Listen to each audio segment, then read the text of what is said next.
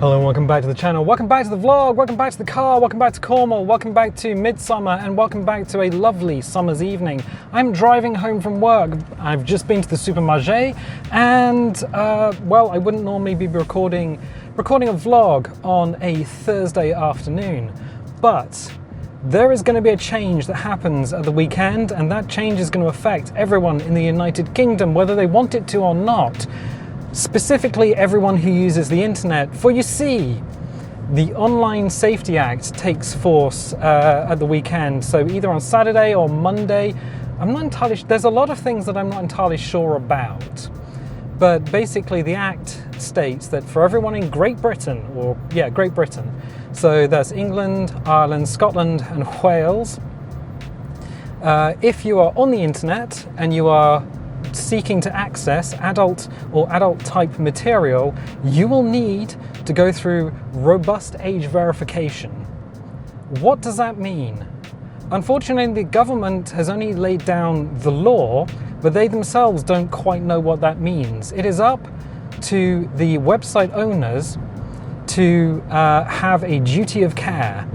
So Reddit has already enacted this for people in the United Kingdom, and if you've been to Reddit and you've been to any NSFW flag subreddits, you'll already know that you need to scan in your face. Yep, this is going to be to do with face scanning and scanning things like your driving license or your passport, which is why I'm talking about it, because it seems a little bit crazy. So why is the British government looking at this Online Safety Act for its citizens? And the answer is, well, children and vulnerable people. There have been a few high-profile cases in recent times where children of school age have been bullied, as a lot of us who went to school were bullied. Unfortunately, because everyone's parents gives them an iPad or a phone these days, they are pretty much terminally online. Which means if you're being bullied by your classmates, you get home and you're still being bullied by your classmates. And some people have been bullied and chosen to shuffle themselves loose this mortal coil, which is terrible and sad. It is absolutely appalling. But the UK government has decided, no, the internet needs to be safe for everyone. So they want it to have an E for everyone rating. So what does that mean? What websites does that mean? Well, it does count for all adult websites that you would think are adult websites, the ones where people practice reproduction techniques, I guess. That's obviously there and listed in the Act, but the majority of sites that the British government is actually targeting are social media sites. So it's Facebook, it's Instagram, it's TikTok, it's Blue Sky, it's Mastodon, it's anything like that where you can go and post pretty much pictures of your dog or your cat or your family or your dinner. They want to protect people from that. So in order to get on there, you'll need to verify your age. But it also includes Discord and Reddit and Wikipedia. Wait, what? Wikipedia? Yeah, Wikipedia has come out this week and said, look, we have adult content on our site. We are an online encyclopedia. We cover the wealth of human knowledge.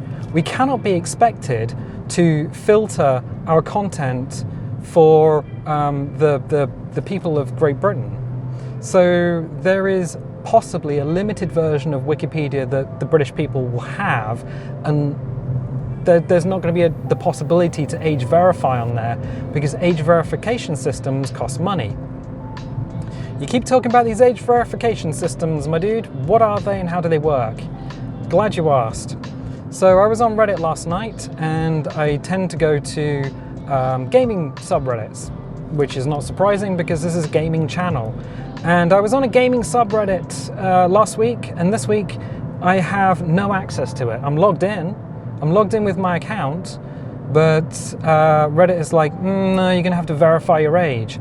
And it's kind of not good the way they do it. First of all, you're asked to put in your date of birth. Oh, your date of birth. Fairly straightforward, huh? That's not a problem.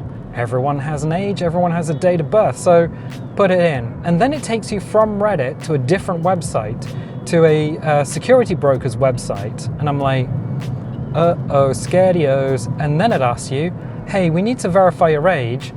You need to upload a selfie. What? Yeah, you need to upload a picture of your face. Or more accurately, because I didn't click through beyond that point, when it says selfie, what I actually think it means is you need to turn on your webcam and scan in your face. So look up, down, left, right. And I have a feeling there's an extra option as well. So you put in your date of birth, you scan in your face using a webcam, and then you add a scan of your photo ID. So that is going to be your driving license, because driving licenses in the UK have photo ID, or your passport. So in order to access a gaming forum, I need to scan in my face and give them a bunch of data. And some people have said this is no different from buying a bottle of wine. You go to a supermarché or a bodega and you say, I would like this bottle of wine, and the store clerk says, okay, do you have ID? They look at it and go, okay, yeah, I'll sell you this bottle of wine. But wait, there's more. What the store clerk is not doing is scanning your face, taking a bunch of very personal details, which include your, not only things like your social security number if you've got your passport, but also it's going to include things like your home address. So your home address is going to be given to a random company on the internet. And there's no real way of knowing how secure this information is. The company that is working with Reddit does state that they delete your data within 7 days. And I think there's a clause that says they're not going to use it for advertising. Why would they say that? Well, because data is money. And if you have half a country scanning their faces in and giving you ID to go along with those faces, and you're putting them all in a database, you are effectively sat on a gold mine of data.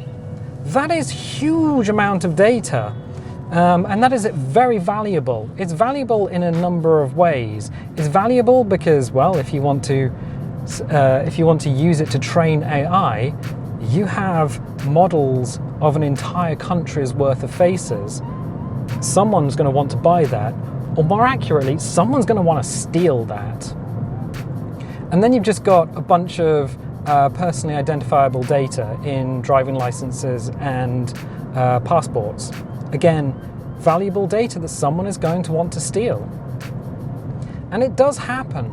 The Co-op, which some people will know as a line of supermarkets, they also do banking, they also do like currency exchange. They do quite a lot of stuff. They've also lost 6.2 million user accounts in the last month. And they said, we're very sorry, we've lost 6.2 million user accounts. Don't know where they went. Well, yeah, they were hacked, they were stolen, it's stolen data. And everyone involved is just like, well, what do I do? And the answer is, you do nothing. So how is this going to work? Is this just going to make the internet more annoying? Yes, definitely. 100% it's going to make it more annoying for British people.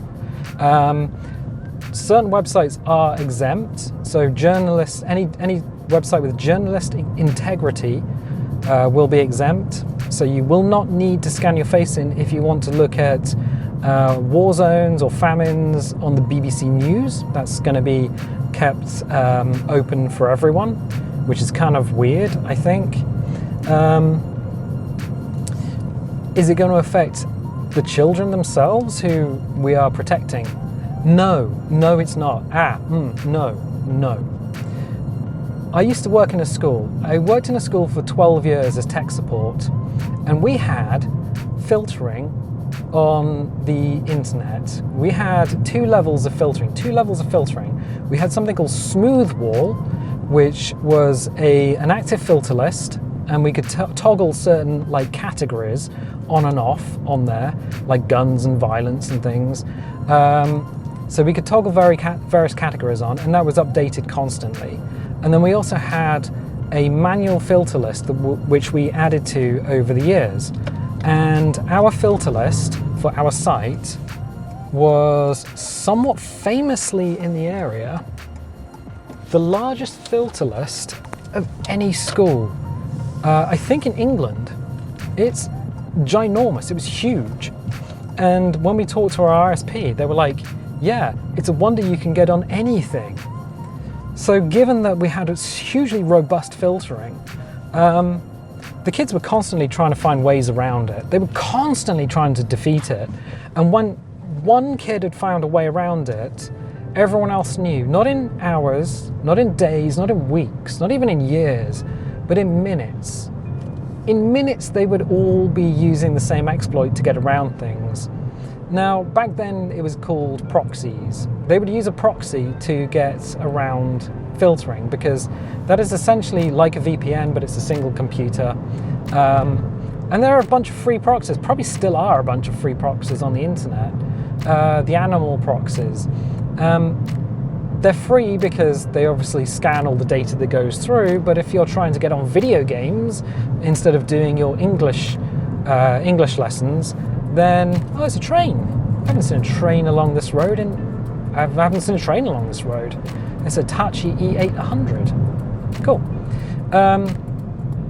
So yeah, if you're trying to do video games, then yeah, you would just go on a proxy and you would bypass the filter list like that. But wait, there's more. Well, yeah, okay, so Smoothwall kind of put paid to a lot of that when we got the second level of protection. But they would still find ways around it. If there was something that was not caught by one filter, then they would find a way around it. If both filters caught them, done. If one filter caught them, they could find a way around it. And then one kid literally made his own VPN one year, which was amazing. I mean, I applaud him. It was his own personal VPN that he made, and he bypassed the system quite handily.